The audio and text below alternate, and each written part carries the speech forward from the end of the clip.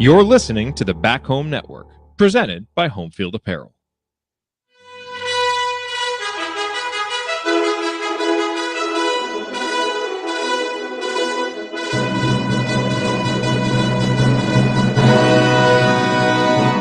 And welcome, Hoosier fans, to another victorious and not at all heart-wrenching episode of the Assembly Call. As today, your Indiana Hoosiers win in overtime 75-73 over the Michigan Wolverines. That moves IU to 21-10 on the season and 12-8 in the Big Ten, where they will be the 2 or the 3 seed in the Big Ten tournament, depending upon what Northwestern does at Rutgers. I'm your host, Andy Bottoms, here with Ryan Phillips, and we'll break it all down for you on this edition of the Assembly Call IU postgame show. And let's start this show the way we start every show, and that is with our banner moment. Ryan, this game, the banner moment was just it ending. Yeah. Quite honestly. The loud sigh of relief from all of Hoosier Nation at the end of the game. I mean, I guess what I will say as the banner moment, and it's a little bit odd as we typically do on games like this, we will wait till the senior speeches are over, which is probably good as my heart rate was able to return to a normal level. I think a lot of plays you could pick on the stretch, certainly the Jalen Hood-Schifino 3 that tied it and eventually forced overtime. But, man, the play of the seniors in key stretches down the stretch, Race Thompson made some huge shots and was absolutely ready to vomit into a trash can as he's standing there at the free throw line in the waning moments with chances to ice the game, and just feeling for him what, that moment was like, and made just a couple just awesome defensive plays at the end of regulation, again at the end of overtime. His best game of the season. Yeah, and just for him to be able to come through so big in that game, and to have him standing there, and if this had not been a win in his senior game and a senior day game, and one that he played so well, that would have been just absolutely gut-wrenching. And Trace Jackson Davis was, they cleared out some things. They tried to do some things differently to get him opportunities against Hunter Dickinson, and it took him a lot of shots, probably maybe a less efficient performance than we're used to from Trace, but 27 points, 9 rebounds, 6 assists. Not a bad way for him to close out his career at Simon Scott Assembly Hall. And Miller Kopp hit a big 2-pointer in overtime that was close to being a 3. Made some good hustle plays from a rebounding standpoint. Just thought those guys made clutch plays down the stretch. A lot of guys really stepped up in a game where Trey Galloway fouled out. We'll talk more about that later. But to me, banner moment was the culmination of what these seniors had done, and the way that they played a major part in a comeback that we wish IU didn't have to make in this game, but it proved to be necessary. So kudos to them for getting it done as they close out their careers at Assembly Hall. So our banner moment, as always, is brought to you by our friends at Home Field Apparel, who is now in their 6th season of sponsoring the Assembly Call, and their 2nd as the presenting sponsor for the Back Home Network. As you surely know by now, Home Field has the largest collection of vintage IU apparel that you'll find anywhere, with beloved logos like 2 different versions of the Bison, the great new women's Big Ten Champs shirt that just came out, and any number of great IU products. So if you support other college teams, that's okay. Home Field has something for them as well. Their product line now extends to more than 120 different schools with unique vintage logos for all of them. Everyone here on the show is a huge fan of Home Field, wears it often for sure, although everybody hopefully wore whatever they had lucky and changed into it, at least in the second half of today's game. That is for sure. You needed a little home field magic to bring that one home. But no matter what you buy, it'll be comfortable, and the colors will last through many washings. Plus, you're supporting an Indiana-based company that came up through the Kelly School of Business. And what could be better than that?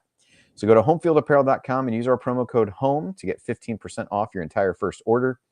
Again, that's promo code HOME for 15% off. Once again, that website, homefieldapparel.com. Wear one for the team. All right, it's time to move the ball, find the open man, and get some opening thoughts on the rest of our team, which for now is Ryan Phillips. Jared may join us a little bit later. Coach was at the game and may join us as well. So we'll see if anybody else hops on with us. But Ryan, there was probably some ranting to be had at various points of this game about various aspects of the game.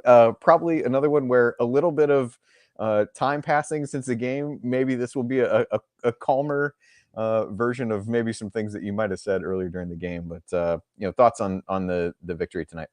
Yeah, it just comes down to leadership for me. And I thought that Indiana started really well. I mean, I didn't think that they did, and they played with a lot of energy, and specifically defensively, coming off that horrid performance against Iowa defensively. I thought the defense was lights out early, not allowing straight line drives, doubling Dickinson a bit, or at least show doubling him and closing out to threes, and Michigan was not hitting his shots. And then it seemed about the last 4 minutes of the first half, Michigan really only punished them for about the last 3 minutes, but about the last 4 or 5 minutes, they kind of relaxed defensively.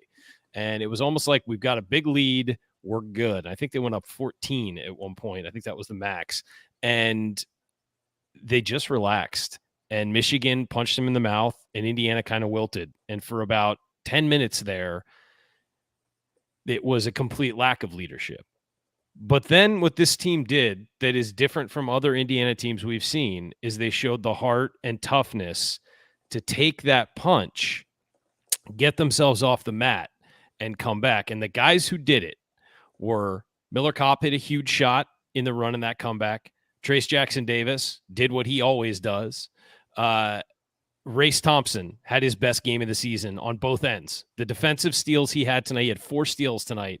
All of them were enormous. Yet Jalen Hood-Schifino is now part of the leadership group. I mean, he may be a freshman, but he's not. I mean, it's that old thing at the end of the season. You're not a freshman here. He's still a freshman. But he knocked down a 3. How about Tamar Bates, who's been here for 2 years, stepped up, hit some big shots for Indiana. A guy, we have seen him buried on the bench for a couple games. He had to be out there because Trey Galloway wasn't out there. He stepped up and hit some big shots.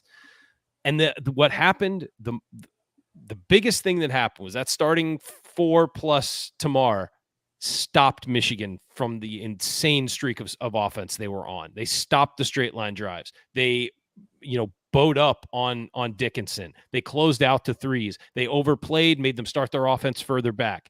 That was leadership. And that comes from the bench too. I think the coaching staff, whatever they did to get those guys turned around, it worked. Because this is a group, that starting 5 has played a lot this year, and you can see them be tired at times. You want to know why Race Thompson missed those free throws late? He had no legs left. He was tired. Trace Jackson Davis missed the front end of missed free throws at the end. He was tired. That happens. But these guys still just gutted up and won the game and fought through it. And it was a great story to end on senior day. And it's great that they did it. Now they get the 2 or 3 seed in the Big Ten, depending on what Northwestern does. Please, Rutgers, help us out. It'd be great. I don't think I've ever said that before. But it was leadership. And that's what it was. And that's what this team has that Indiana hasn't had for what seems like a decade is real leadership up top. And those guys stepped up. Whereas they didn't step up against Iowa. They absolutely did today. Yeah, this is one that it felt like about 3 games inside the game, as you talked about. And maybe that's the easiest way to talk about this one. I think that at the beginning, IU definitely came out with a much different energy than what they had at the beginning of the Iowa game, which you would 100% expect. But it was a game that even when they were playing well, felt a little bit like other games where some chances to extend the lead. Yep. I mean, Michigan was, I won't say they were looking for a reason to bail in the game, but there was every reason for them. If things started to go poorly, I mean, once IU got ahead in some of those stretches when they really extended the lead, they were taking some forced shots and doing that. And IU really struggled to be able to make open threes in that stretch. The offense, the offense wasn't great in the first half. I mean, they had the lead. The defense was just so good that I mean, it was. They had so many empty trips. I mean, yeah, and even some of the plays they scored on were like Race. There was a possession that just went absolutely nowhere. He ended up getting an and one. I think he missed the free throw, but I mean that made it 19-11. But it was just an absolute. Just disaster of a possession as you're going. Nobody first doing anything, and then he just kind of throws it at the basket, and it's like.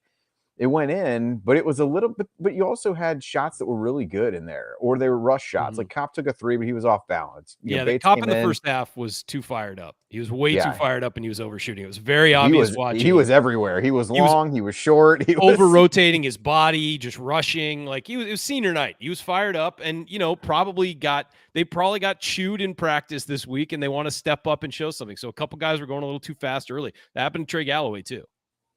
Yeah, 100%. So I thought early on they were succeeding in spite of themselves on offense and being able to take advantage of what they were doing defensively to really build the lead. And then, at the end of the half, both Trey and Hood-Schifino had 2 fouls and kind of rode it out with Trey for a good while, eventually brought Huchefino back in toward the end of the half. I think the thought was they'd played well enough, they built a little bit of a lead, and maybe those guys in there could really take a bigger lead into halftime. And it felt to me like what happened was you had two guys who didn't want to get called for ticky-tack fouls on the perimeter, and the ball pressure that had really been important for IU getting Michigan out of rhythm went away.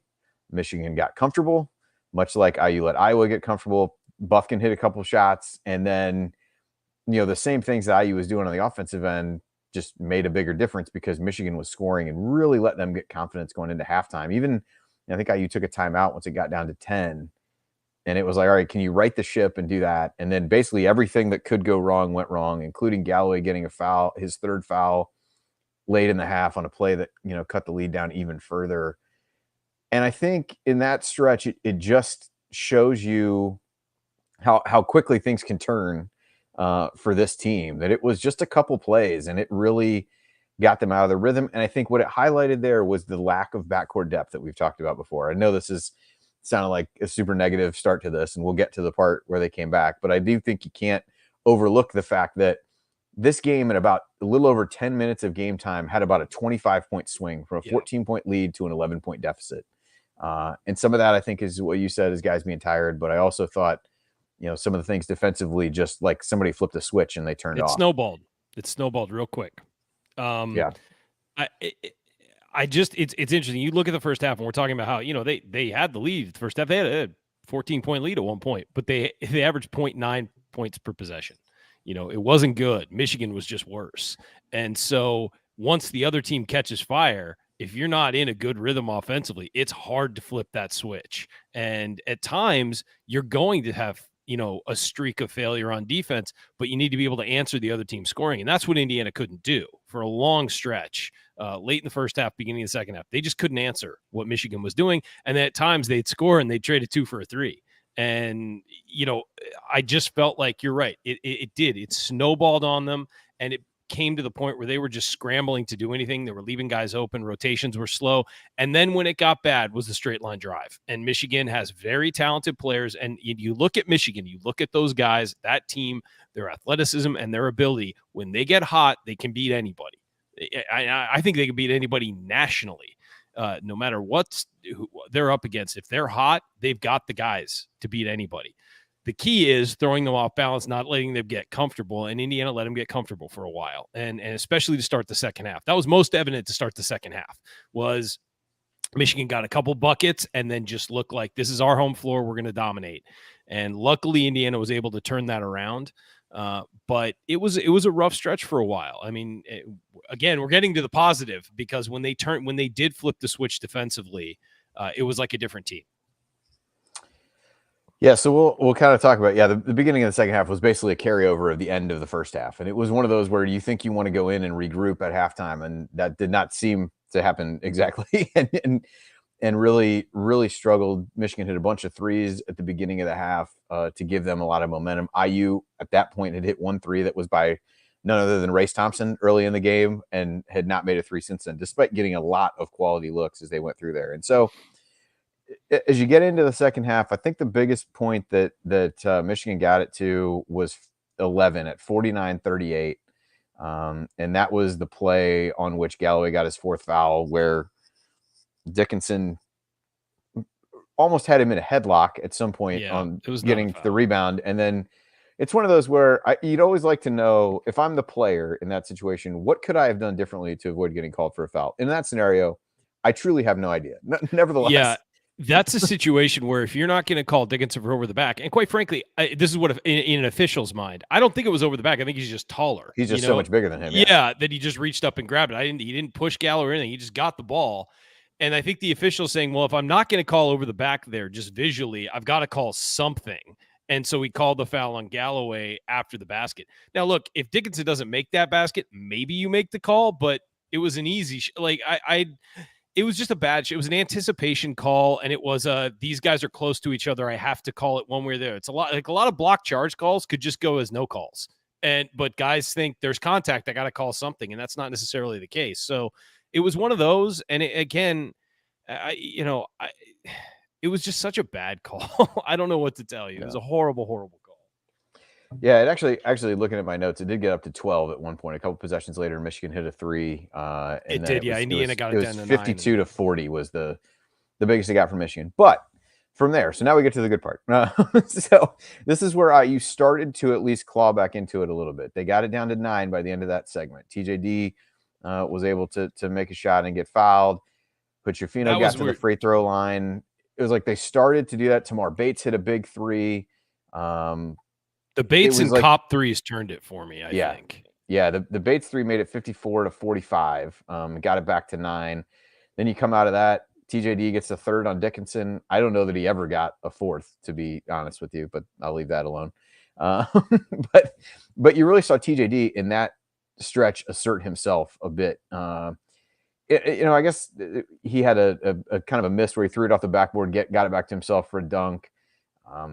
Made some plays, started to get a little more comfortable. IU did a lot of trying to clear out for TJD on the side. That was more late in the game. Yeah. But like, what did you see that they were trying to do things differently? Because I thought they struggled to really.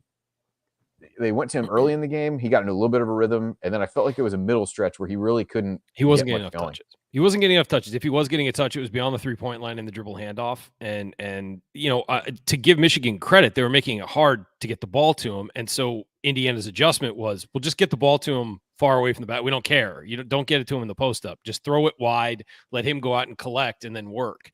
But in the first half, it looked like if he didn't get it posted up, they weren't going to give it to him, or he was going to have it from the top of the key. Now, we like him. We've repeatedly said we like him with the ball at the top of the key, especially against stationary defenders, where he can go to work. But look, when Dickinson was on him, Dickinson's a tough guy to play against just because he's so big and he has those long arms. It's really difficult. I mean, even though Trace is a better, more skilled player, I think, and a guy who is quicker and all of that stuff, it's hard to play against a guy who's basically 7 feet tall with really long arms. No matter how good you are, that's difficult. And so it's hard to get shots that way. And so Indiana did isolate him. They made the right move. When they made that run late, they started getting the ball out wide. They just let him go, and when Dickinson got another foul, they started putting other guys on them. So he was guarding Race Thompson. It worked out in Indiana's favor. Trace had some incredible finishes around the rim, as we've seen lately around it's really funny. We were sold that he'd have a right hand, midway through his freshman year. And now he's finally finishing with his right hand, but doing it in all these, it's not a straight finish. It's these crazy acrobatic around the hoop layups, and he's making them. So I think that was it. But what really did it for Indiana was those guys hitting jumpers. Malik Renew hit a couple free throws in a clutch spot. Kopp hit that 3-pointer to cut it to 6. And when he cut it to 6, that's when Michigan really started feeling the pressure. And Kopp, made a great look off pass. The defender went with his look off and he nailed that 3. And that was big. I mean, that was at that point, the crowd got into it and you felt like Michigan was on its back foot. Yeah, that was with 8 minutes left. Yeah, that was the next section that I was going to talk about, because they come out of the timeout, and I actually had the Galloway, that particular foul, and him wrong. He got his 4th early. When he fouled out was the one with Dickinson that way. Oh, that's right. Yeah, he fouled out. He fouled the guy dunking from behind. Yeah. Yeah, you got, but yeah. So Kopp hits that 3. That goes into the the under 8 timeout there. Comes out of that. Race gets a hook shot. Nice pass to Race from TJD. And those guys really had it working. And it was kind of in that stretch. It was like Race needs to get back in the game at some point. Renew had made a couple plays, but I think defensively was struggling a little bit. And he's like TJD. He's a little undersized for a straight post. And so in some matchups, I think that by next year, midway through next year, he'll be fine in that situation, finding angles. But as a freshman, it's tough, to go up against those guys when you're not 6'11". Yeah. Yep, 100%. And so it just seemed like a good spot for Race. He responded, did well, but then they get that putback, get it up to 4.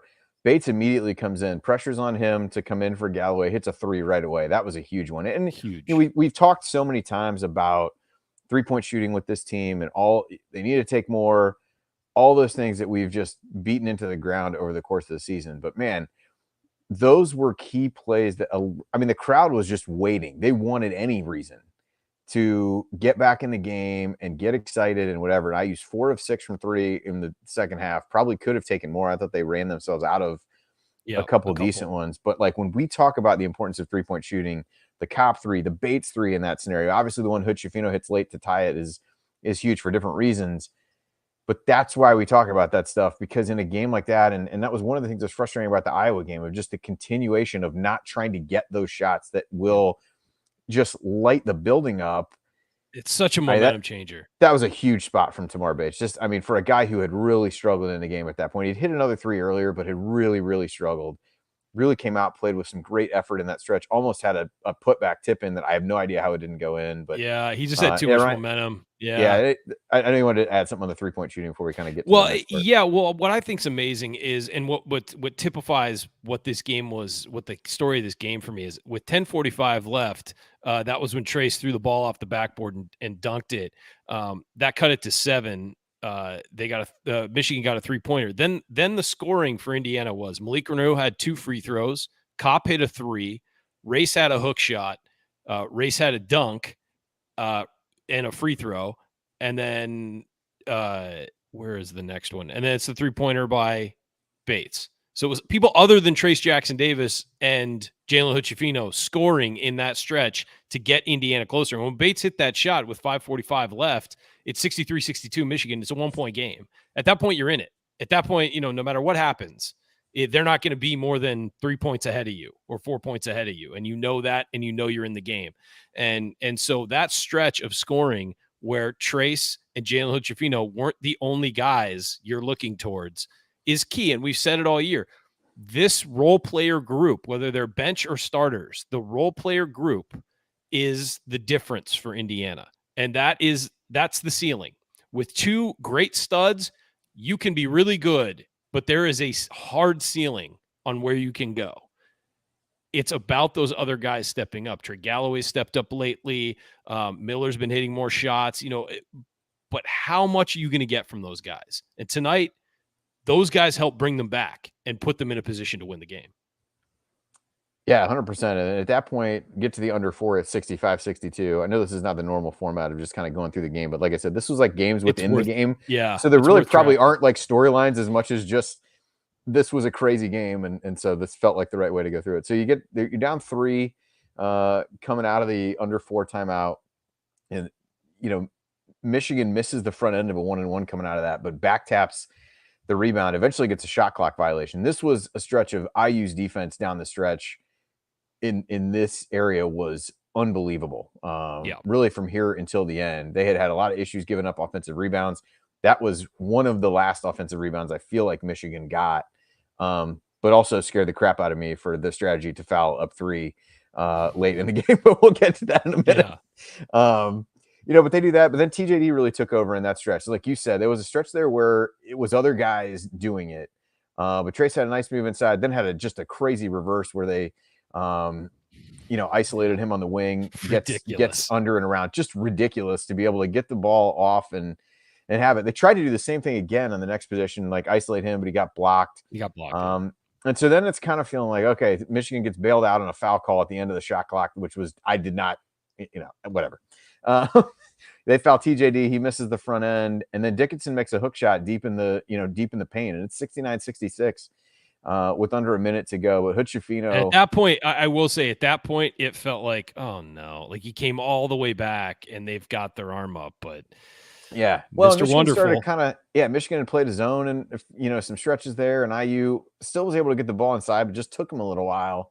And basically, they got Hood-Schifino an open shot at the top of the key. He shoots it over Dickinson, I believe, who was trying to close out at him. Just an incredible ballsy shot right there. That's a superstar. That's a lottery pick shot. It just is. And Jalen was, he was fine. He ended up with 13 points, but only had 2 assists. They did a good job really trying to bottle him up and keep him going to the sideline, not letting him get to the middle of the court. So they're kind of icing some of the ball screens that way. But, you would kind of get lobs to TJD at the top, and then he'd try to curl off of him on a handoff, and they were able to get some things that way, but just not a ton of the normal plays in the pick and roll from Jalen, but a huge shot there. And then the first of 2 great Race Thompson plays.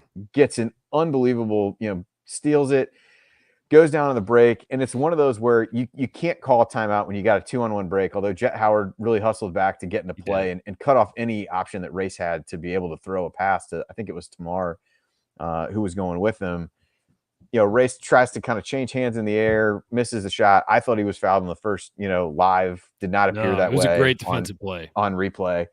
And honestly, it's just bad luck. That was in and out. I mean, that's just they 1 show that millimeter shot, one way or the other. It's in. It's. But I'll give credit to Hutchefino on the next possession to close out regulation. Michigan was a little discombobulated. They'd taken a timeout. They were, trying to get a shot off. He had a really good late challenge on Dickinson, who took a three at the end, and he did a good job recovering, getting out to him. They missed a shot. It goes to overtime. Well, before it went to overtime, what happened?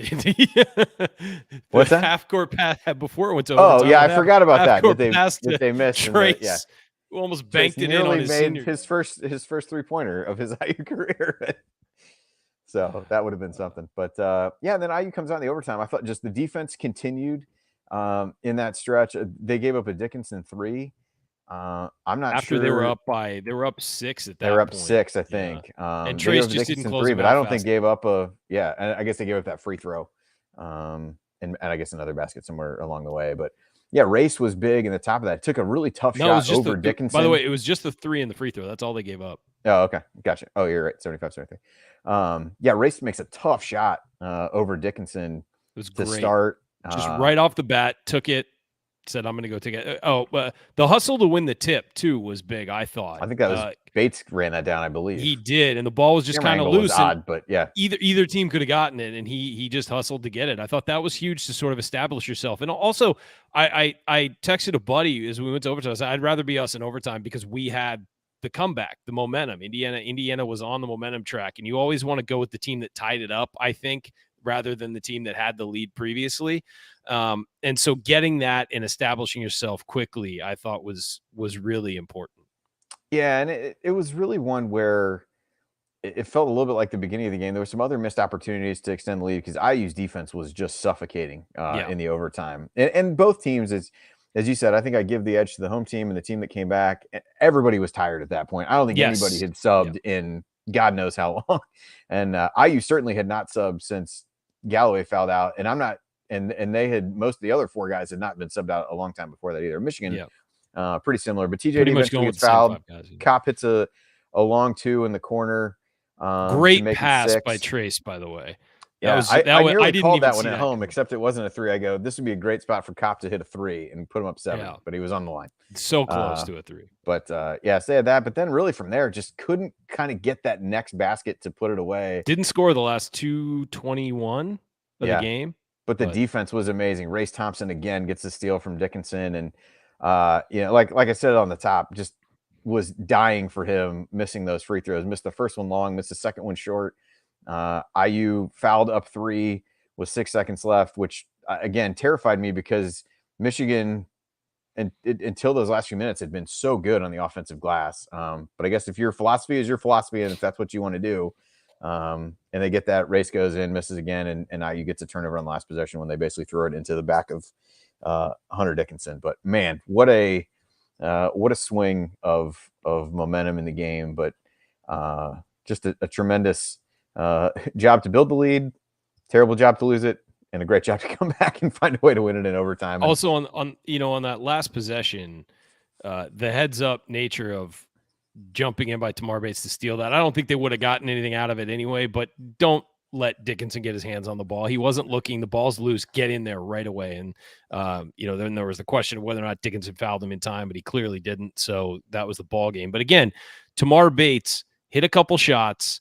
I thought he played incredible defense in the second half when he was in there after Galloway was out. I thought he did a great job today. And it feels like for him, and there's a lot of other guys like this, but if you make a shot, it just puts you in the game and you are way more locked in. And I think he is as clear an example of that as anybody we've ever seen at IU. Yep, 100%. So I kind of end with this thought about the team. This feels like we've said this a number of times this year. This is a game that previous vintages of IU teams would not have won. It would have been a 20-point loss. So as you think about that, I mean, I think it's happened enough this season. We've said that enough that there's something to it. What do you attribute that to? I think it's leadership. I think finally having a great veteran core. And look, I say this a lot, and I was a big admirer of Jay Wright's Villanova teams.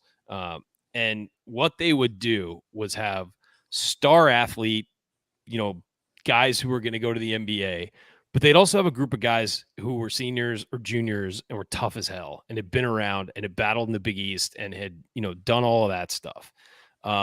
Indiana has that this year with a star freshman who's going to be a first-round draft pick, Jalen Hood-Schifino, and then a bunch of guys who were battle tested. I mean, Miller Kopp set the record for most Big Ten games in a career today.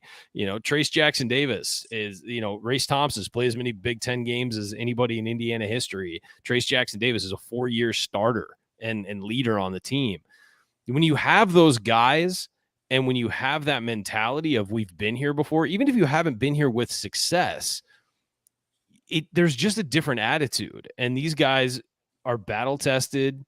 They win. I think that run last year at the Big Ten tournament and getting the NCAA tournament was invaluable for those guys, just to have that level of success and be like, we can replicate that. And I think that's what it is. They've had success and they're going to continue to push, and they know they can win these games. They know they can compete with anybody if they play. And I wrote that column at the beginning of the year about how talented this team was. It's one of the most talented teams Indiana's had in the last couple decades.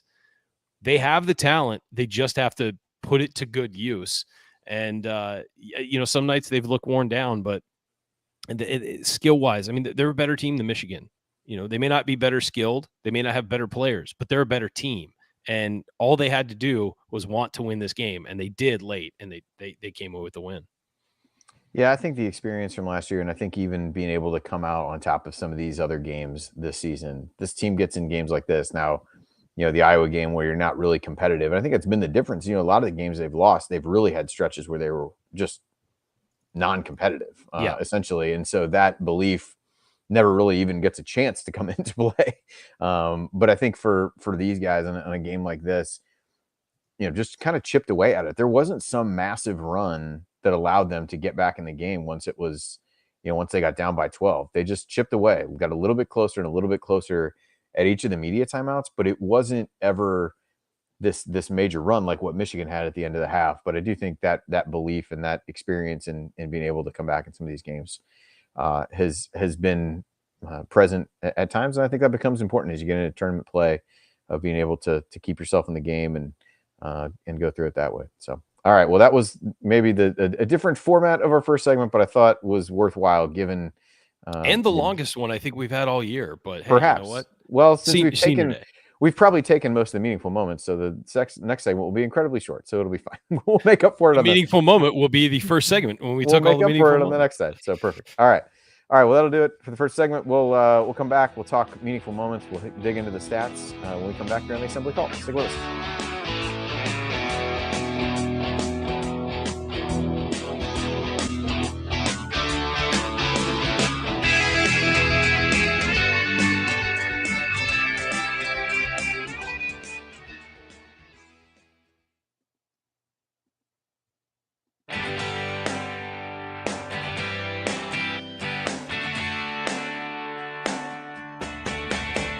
Hey, this is Max Bielfeldt, Big Ten champ and Better Than Advertised Sixth Man of the Year in 2016.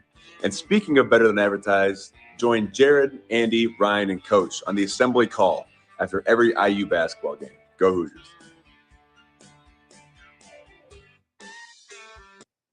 All right. Figured we had to throw Max Bielfeldt in there with the Michigan game. Although I would have gone for one of those runs that they went on against Michigan, the 24-hour run or whatever it was. My last point. That was not how IU came back today. That would have been a great way for this game to play out at some point, but was not to be. We missed out on how exciting it was. So welcome back to the Assembly Call IU postgame show. I'm Andy Bottoms here with Ryan Phillips, and we are breaking down Indiana's 75-73 overtime win over Michigan. It's time for today's meaningful moment that you might have missed, which is brought to you by our friends at the Hoosier Ticket Project, where they help individuals and families experience Indiana University athletic events in person for the first time through the generosity of alumni and fans. To learn more about how you can donate money or extra tickets to help create meaningful moments for IU fans, visit HoosierTicketProject.org. Again, that's HoosierTicketProject.org. All right, so we've got meaningful moments that you might have missed. Now, it's possible that the way I chose to do the first segment of the show has basically robbed us of any opportunity to talk meaningful moments here, since we talked about so many of the key plays. I will say I'm going to use this to highlight a couple guys that we maybe have talked about a little bit less. And one of those is Trey Galloway. Just an off night for him. But there was a play that he made. I think this was in the first half. This is when things were going well, where he basically took the ball from one end and sprinted up the court. Nobody stopped him. Goes coast to coast for a layup, and just that was a moment that it felt like, that it just felt like, all right, maybe everything is, maybe everything's fine. That had gotten it to 25-13 where they had missed. Trace had just scored a couple baskets in a row, and you get that. Race followed that up with a tip in. But for Galloway, I thought offensively the foul trouble just kept him from getting into any kind of rhythm. He made a floater on the baseline. He made that shot. Those were his 2 baskets of the game. And so I thought, a guy who really could have been important in this one and needed to be there defensively ended up with 3 assists as well in 25 minutes. But those 25 minutes were so choppy. And really most of those were in the first half. He got his 4th pretty early in the second half. I thought that play was a great example of kind of what you want Trey in the game for and trying to be able to do that. But unfortunately, those moments for him were few and far between today based on the foul trouble that he got in. Yeah, and I think it just highlights how important Tamar Bates was in this one, because you just didn't have Trey Galloway being Trey Galloway, and you needed somebody in there, or that's an empty lineup spot. And my meaningful moment piggybacks off of that is with 12-14 left in the second half. We talked about it, but Indiana was down 12 with 12 minutes left on senior day at home, and Tamar Bates hit a huge 3-pointer and cut it to 9. And then Trace Jackson Davis, wound up making 2 free throws. And, then they started to sort of chip away at that lead, got it to 7, then it was 9, then 7, and they just started going back and forth. And that was the first sign of life. That 3 was the first sign of life from Indiana in a while. And that was the first basket where you felt the arena come alive a little bit, and you felt Indiana start to sort of reassert itself offensively. They traded baskets for a little bit, but that got the offense going. It was that 3 by Bates.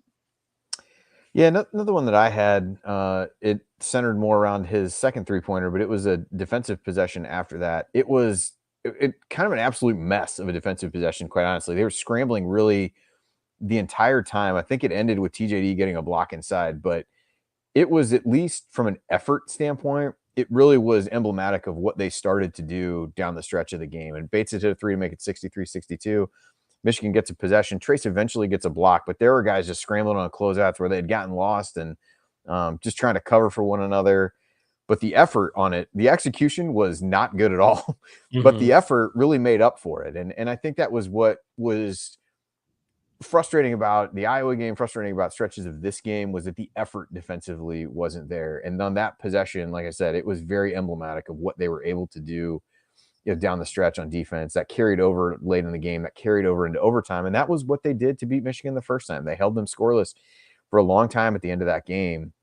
And just thought it seemed like, and again, we go back to the 3 kind of gives everybody life. The building's going crazy. Yeah. You're not playing where you need to be on defense, but you just got where, you just got there and found a way to make a play. And even though Michigan ended up scoring, they scored the next basket a couple possessions later, it still just felt like effort-wise, Indiana made it clear that they were going to, be there and be able to get back in the game. I just thought, that area of the game around there is really when it felt like things started to turn, and that defensive group really started playing well together. Yeah, they just started responding to what Michigan was doing, and that's when they showed life. And I think that once you show life and you're a home team, and there's a team you're facing that has struggled this season, they start questioning themselves. And what you have to do is take that punch from them, and then you have to find a way to punch back. And when you punch back, you might stagger them. And I think Indiana did a little bit. And then Michigan's run. I mean, Michigan was going to stop hitting shots at some point. The averages say, it didn't against Iowa, but the averages say that they're going to stop hitting those shots at some point, and everything's going to even out. And it started to, and part of that was Indiana's defense, of course. But that's what you have to do. You have to be able to respond. And that's why 3-pointer is such a dangerous weapon, because you can go from a team's up 10, they feel comfortable. You hit a shot, now it's 7, feels a little less comfortable. Now they hit another, it's 4. I mean, it's a way to just cut down a run or a comfortable lead so quickly. And I think 3-point plays are the same way, obviously, because there's a momentum to making a shot when you get fouled. But hitting those threes really turned this game around for Indiana. Yep, 100%.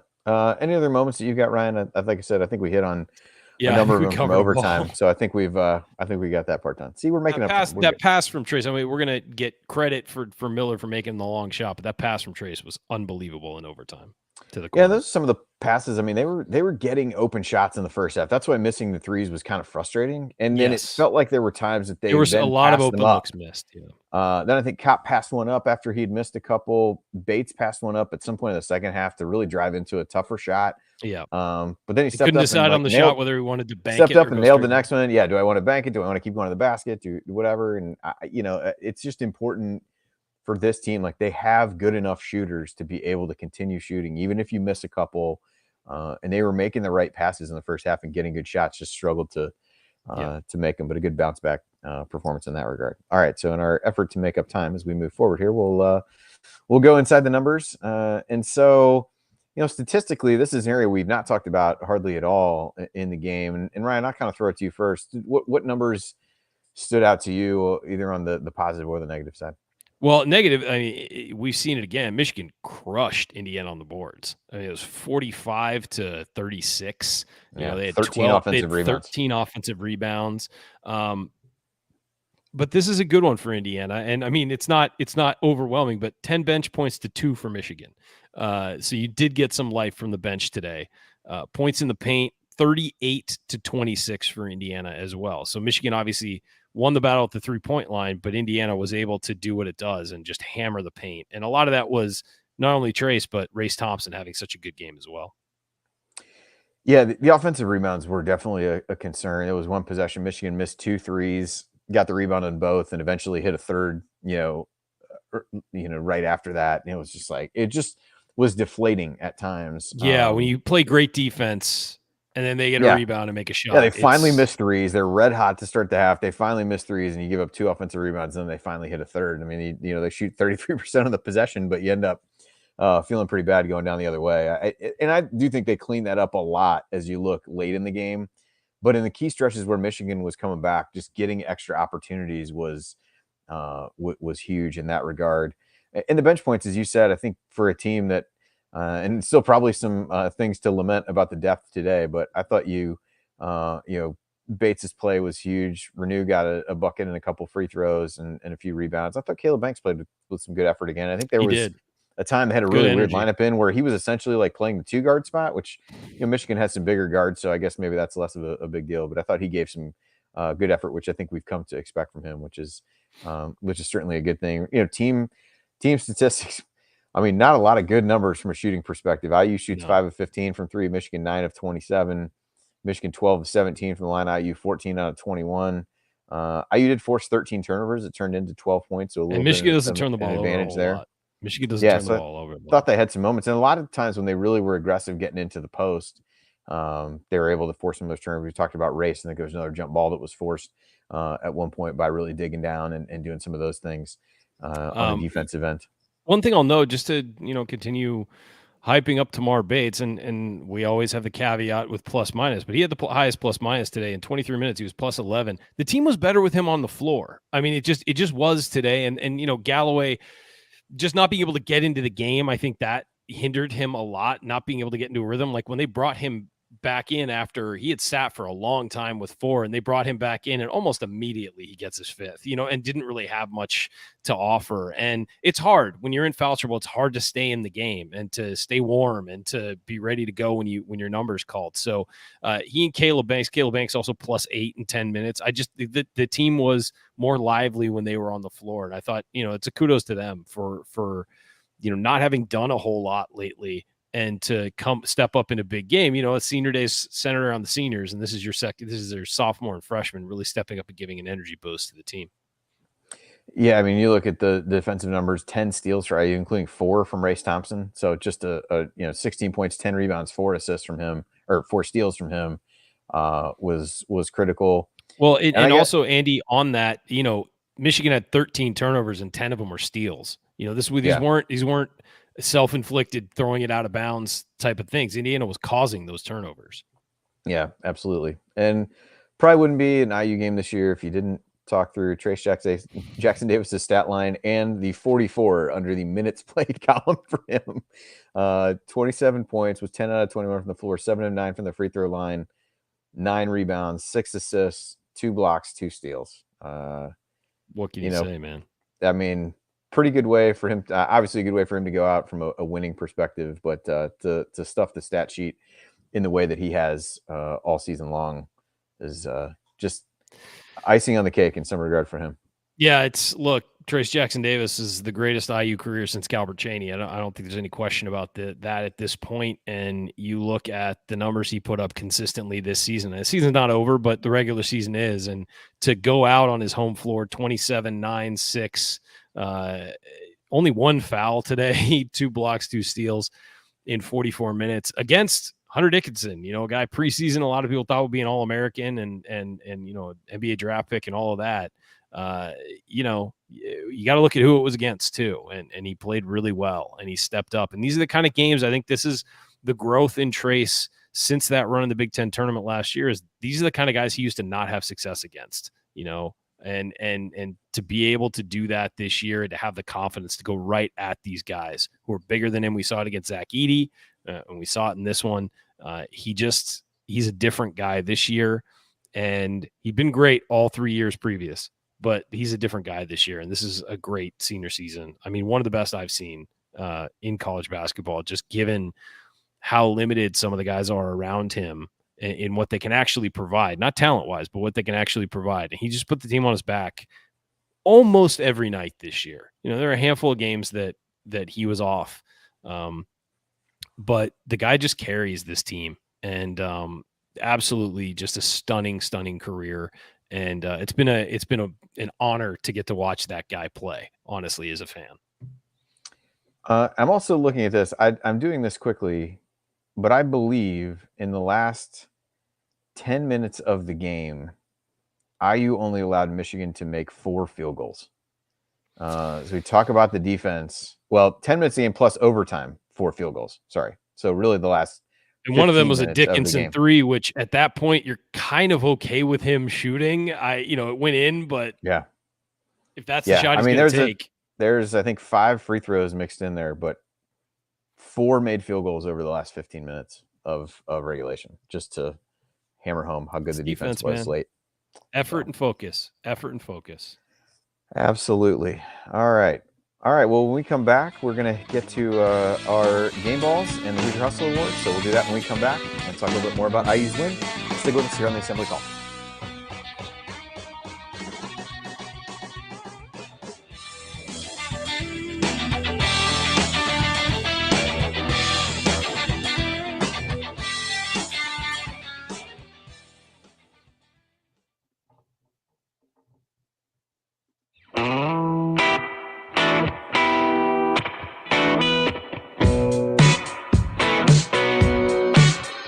This is Jordan Halls, and I never miss a shot or an episode of the Assembly Call.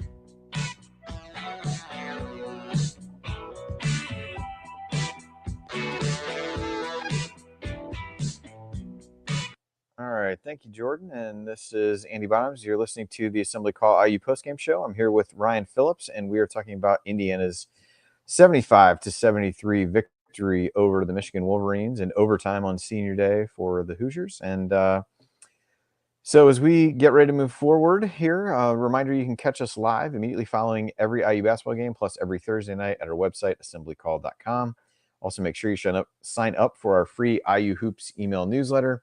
Over 9,000 of your fellow IU fans have subscribed. You can join for free today at join.assemblycall.com. Again, that's join.assemblycall.com. All right, it's now time for our game balls, which are presented by our friends at Bloom Environmental, where Allie and James and the crew help folks in southern and south central Indiana maintain healthy air quality in their home or business.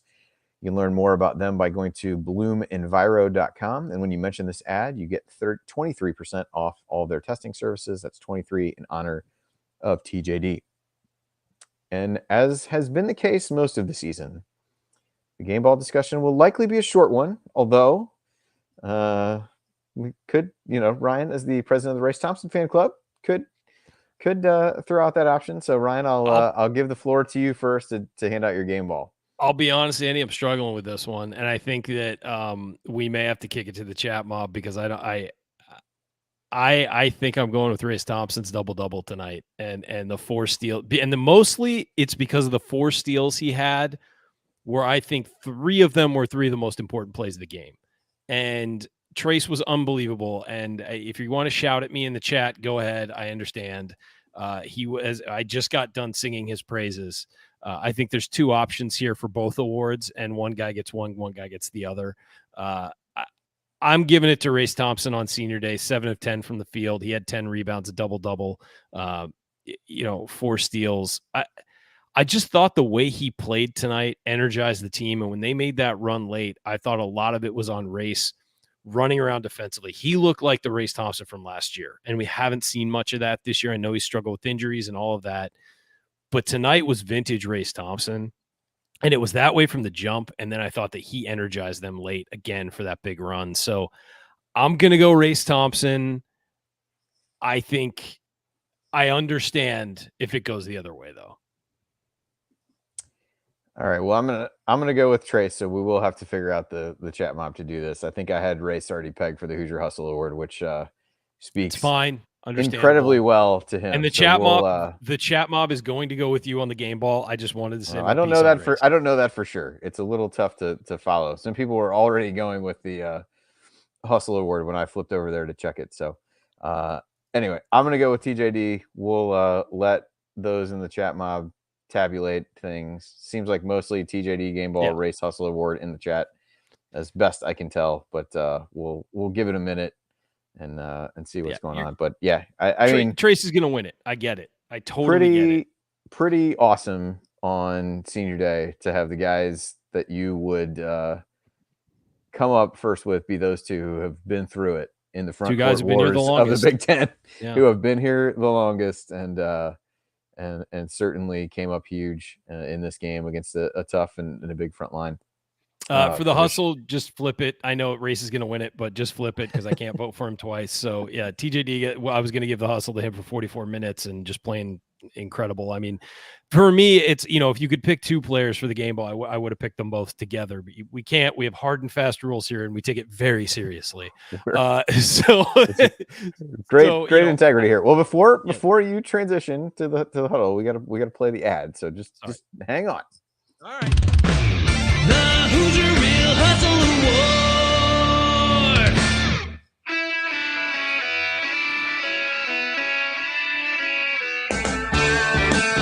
Hi, this is Anthony Leal, reminding you to check out our friends at Evansville Security. That cut off. The ad cut off. Maybe because you muted yourself.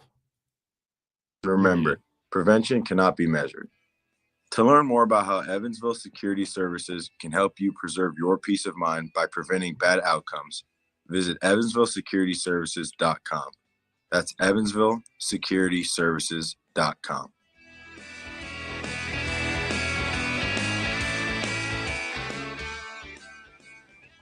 All right. Well, apparently my bad for muting myself because there's somehow that's hooked up to it. So thanks to our friends at evansvillesecurityservices.com. Sorry about that. Let's go forward. All right. So Ryan, you said you're giving yours to Trace. Yeah. I'm gonna give mine to Race. And he will win it. It's overwhelming in the chat mob. I peaked. It's all right. Sounds good. So I will update this here and we will move forward on that. All right. So like I said, good to have those 2 seniors be the ones who are really up for that. All right. So now we move on. Lingering questions as we head into the Big Ten tournament. One lingering question is, what seed will IU be in the Big Ten tournament? That is to be determined at this point based on what appears to be an absolute rock fight. Yeah, real barn burner at Jersey the Mike's arena formerly known as the Rack. So 25-21 at halftime. Rutgers really scored late in the half to close the gap to that. I know. I mean, although to be fair, the IU game was 29-27 at halftime, so I really can't say too much. And we wonder why the Big Ten has the reputation it has. Exactly. So Ryan, what lingering questions stick out for you coming out of this game? IU does get the double bye, which means they've got 4 full days of rest. This team can use it for sure, especially with getting a decent rest leading up to this particular game. But what lingering questions do you have as we head into the Big Ten tournament? Just utilizing this rest, are they going to be able to do it? I think we've seen a couple times late this season, this team kind of running out of gas in sections of games. I think that had a lot to do with what happened with Michigan. A lot of these guys have played a lot of minutes, and it wears you down. I know they're young college kids, it shouldn't bother them. It does. It wears you the hell down, and it's late in the season and they're still playing a ton of minutes. And especially after this one going overtime, you got Jalen Hood-Schifino playing 40 and Trace playing 44. Getting a couple days off is just so valuable. And look, they're going to play a good team no matter who they play in the first round, or their first game, of the tournament. So it really just depends on what they get, but there are no easy games in the Big Ten, and they're probably going to play one of those teams that's basically tied with them. I guess will be one game. The Indiana will be one game up on those teams, but the Big Ten is incredibly deep this year, and you're going to wind up playing a good team. How do you prepare for that? Could get Penn State, who absolutely ran them out of the gym earlier this season. How do you respond to that? I don't want to face them again because of their shooting ability. I think it's just like Iowa, very difficult to defend, but we'll see. But the question for me is how rested will they be and how ready to go will they be? Yeah, I think for me, there's 2 ways I would go with this. It's a little bit of an interesting debate. There was a question. Well, I guess 2 things. We'll kind of table. I did see a question in the chat about thoughts on Xavier Johnson's the announcement about him yesterday. I could say so. Well, my thought is it's probably a good topic for Thursday. Yeah, that's true. If you got something quick, you can, but it doesn't totally impact the game today. So might be a good topic for Assembly Call Radio this week to talk about that a little bit. I think as you look at what's ahead,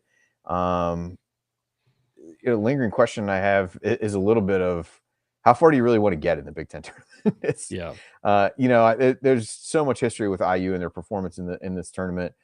But for a team that doesn't have a lot of guys that are playing right now in the rotation, I'm not saying you want to lose the first game. That is not at all what I'm implying. No. I wonder though what a 3-game and 3-day time, set of games would do for a team that has this much mileage on it and has not shown a ton of depth. Now, in tournament settings, you're going to have some of that depth, particularly in the Big Ten tournament. Yeah. Now you get the NCAA tournament, timeouts are a little bit longer. You've got some things you can mitigate that a little bit differently than you can where you are right now. So, like you said, there's probably not a ton to gain from IU's perspective in the Big Ten tournament. I think right now, pretty comfortably a 4 seed. Don't really think they would fall from that.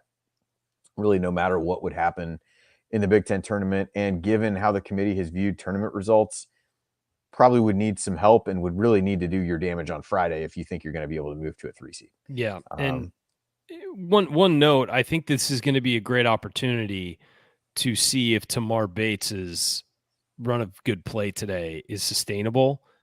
And so I'd like to see him get some minutes, get a longer run in the Big Ten tournament, and maybe if he gets comfortable, that's adding a bench slot for you that does something. Get Caleb Banks some run, maybe CJ Gunn, give a longer leash to Malik Renew. I'm not saying play backups and pretend it's an exhibition, but take advantage of the game time to prepare yourself for the tournament that really matters. Now, I know Mike Woodson wants to win the Big Ten tournament. He made that very clear today. He wants to add a banner to the wall, and he wants that to come through the Big Ten tournament. So, I think that you're going to have to utilize those guys and see if is George Geronimo ready to go again.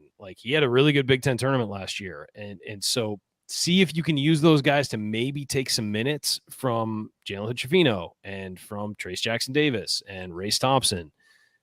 So that's sort of my perspective on it. Is I'm not saying mail the game in. I'm saying maybe give a longer leash to those backup guys and see if you can get them comfortable playing away from home at a neutral site, because you're going to need them in the NCAA tournament. As you said, you're going to need those guys. Yeah. So I think that's one thing. The other lingering question, I kind of answered that with the same one. I'm sure people have questions from a bracketology perspective about where this puts IU. To me, they were pretty safely on the 4 seed coming into this game, while against, it would be a quad 2 win. certainly doesn't hurt you, doesn't help you a ton. I don't think it's going to do very much in the metrics because you didn't win by a bigger margin, but prevents another loss, which is important. Yeah. Gives you ideally a little bit better draw in the Big Ten tournament. And like I said, I think maybe a chance to move to a 3, but as with always, when it comes to seeding, doesn't just depend on what you do. It depends on what others do around you. So we'll certainly talk more about that as we go through. Basically, you just want to avoid a week. 5, right, Andy? Because that's where you play the top lower tier Yeah. teams to get in. I mean, essentially, that's the theory, Yeah. though, is you avoid the 5. Yeah, I mean, this year you'd potentially, assuming that an Oral Roberts wins the wins the Summit League. They haven't lost in that league yet. As you go through there, I think Drake, who won the Missouri Valley, will be a 12 seed that's there today. So yeah, that certainly helps. A lot left to play out from an automatic bid standpoint. Like Liberty probably would have been in that range, lost today to Kennesaw State. So kind of bumped some of the others maybe up a spot that would have been in the 13 range before. So interesting to see. Definitely more to come from Coach and the folks at Delphi and myself on that this week as we go forward and look at that. But good to be double buying the Big Ten tournament for first time in a while at the very least. So IU certainly with a storied history in that prestigious event. So things can only go well from there. But we'll look forward to that. And then certainly once these couple games are over tonight, although the Wisconsin-Minnesota one doesn't mean anything for IU seeding or who they would play, I don't believe. Certainly keep tabs on that. We'll figure things out. I think if you're the 3 seed, you play the late game on Friday. I think the 2 seed plays like the 6:30 game. I think the 3 seed plays the 9 o'clock game. I want to say I might be wrong about that. So it might be advantageous to be the 2, so you're not having a late night the and 2 turn you around play, and coming back and playing the semifinal. Yes. Late afternoon on Saturday. That's the theory everybody was kicking around of why 2 is better than 3. I mean, you wind up in the same place playing the same. You're playing Northwestern either way if they both advance, I believe. But getting the 2 makes it so you play later and have more time between games. Yep, absolutely. All right, you are listening to the Assembly Call IU postgame show. Remember to check out our friends at Home Field Apparel. Use the promo code HOME at checkout to get 15% off your first order. And Ryan, it's time for last call. So what's your final thoughts on IU's regular season ending victory over Michigan? It's again, I started with leadership. I'm going to finish with leadership. I think that today could have gone really bad. And in the past, it probably would have. But this team's different because it has different leadership and it has different guys setting the example. And all those guys stepped up late. Miller Kopp made some big shots. Race Thompson was all over the place. Trace Jackson Davis finished his career finished his Assembly Hall career. Unless somehow we get stuck in the NIT, he will have played his last game at Assembly Hall, and he capped it off as great as he possibly could have. So it was those guys, and it was leaning on those seniors. The next wave for Indiana is going to have to step up in the Big Ten tournament. And so those guys who are going to be around hopefully next year are going to be the key to what happens to this team down the stretch and what happens in March and in the tournaments. But for today, those seniors, they did not want to lose. Regardless of the let up, they wound up bouncing back as strong as they could and cinching this one. So kudos to those guys. It's been a joy to watch all of those seniors, including the guys who were the walk-ons, Ship and Childress. It's been great having them around for 4 years. Miller Kopp gave a great speech, and it's been, he's been a real light in the program, even when he was struggling. And then Race and Trace, man, those guys have been around through it all, through all the awfulness that we have felt alongside with them because we have had to broadcast after some of those games in some rough seasons. And it has been a pleasure to get to watch those guys develop, not just as players, but as human beings. And so I'm really proud of all of them, and was very happy to have all 5 of those guys represent my alma mater, and look forward to what's next for them. But the season ain't over, and they have some work to do still, and I'm looking forward to the next couple games. Yeah, for me, I'll piggyback on that a little bit. I think when you talk about the leadership and the way that it turned this game around, we look back to January 11th. This team's 1-4 in the Big Ten, and lots of conversations about what was going wrong and all of those things. But these guys and this staff helped to go 11-4 over the last 15 Big Ten games to get to 12-8, get to second place. I know everybody wanted to be the Big Ten champs. Season came in, they were the projected favorite. We can talk about conference schedules. We can talk about missed opportunities to win other games and all those things. But, kudos to these guys for being able to turn that around and turn this season into what it's become. I know some might still feel disappointing in some ways, but for this group to really get things back on the road and earn themselves what's likely to be a top 4 seed in the NCAA tournament, top 2 or 3 seed in the Big Ten tournament. I think that says something about what these guys were able to do. And so, kudos to them. And if you look at today's game, man, these guys just deserve to go out in their final game in Assembly Hall as winners, based on what they've done for the program, based on what they've done this year, based on however many years they had in the program, whether it was, Race, who, kind of said, feel like he's been there forever, or a guy like Kopp, who came in after the fact, had always admired the program from afar and talked about some of his struggles from previous years and how he was able to bounce back and really be a leader and a key contributor this season to, as you said, one of the greats at IU. We talked a lot about his legacy on Thursday night. I think there's pieces of that to still be written, but just an amazing representative of the program and hell of a basketball player that he showed once again today, for sure. So kudos to those guys. Congrats on the win and going out in style. Hopefully there are far more wins to come for this team as we head into a little bit deeper into March. All right. Well, that will do it for us on this edition of the Assembly Call. If you want to see us do the show live and be part of the live chat, make sure that you subscribe to our YouTube channel, youtube.com/assemblycall. And don't forget to go to join.assemblycall.com to join our free email newsletter. Special thanks to Bob Thompson for the music you hear on the show. Special thanks to John Ringer of Rig Design for designing our logo. And thank you for listening. We'll be back to talk IU Hoops again with you on Thursday night. And until then, take it from me, Yogi Ferrell. Keep your elbows in and your eyes on the rim. And go Hoops. Thank you. Thanks for coming out. I like everything about that. all right. Ryan, appreciate you being here. So I wasn't alone. So I'm shocked we only came in at an hour and 7 minutes after doing 40 minutes in the first segment, essentially. You got to kind of build stuff up. Like I said, we covered so much. I loved it. It was a great first segment. But I'm like, oh, we're headed for an hour and a half show. This one was a journey. So we went on that journey again in the first part, but it was like it was like a story time. It was kind of like the Cliff Notes where we could go back through it for people who didn't, and basically know. So it's going to be an interesting one to watch back. I'd like to skip about 12 minutes in there, but holy moly. I mean, 26, I forgot I got up to 12, 26-point swing in like 11 minutes, 7 minutes, 8 minutes game time. It was like 4 in the first half and the first, maybe like 7 of the second half. Not ideal. Yeah. Not ideal at all. Anyway. But hey, they found a way. So yeah, we'll see. Well, how about Jared Morris saying, "Hey, I'll be there. Just give me 30 minutes." Okay, Jared. It's been an hour and 10 minutes. Not here, buddy. What's going on? What are you gonna do? Coach said he was driving home, so we don't. Yeah, need, Coach has an excuse. He was at the game and he was driving home.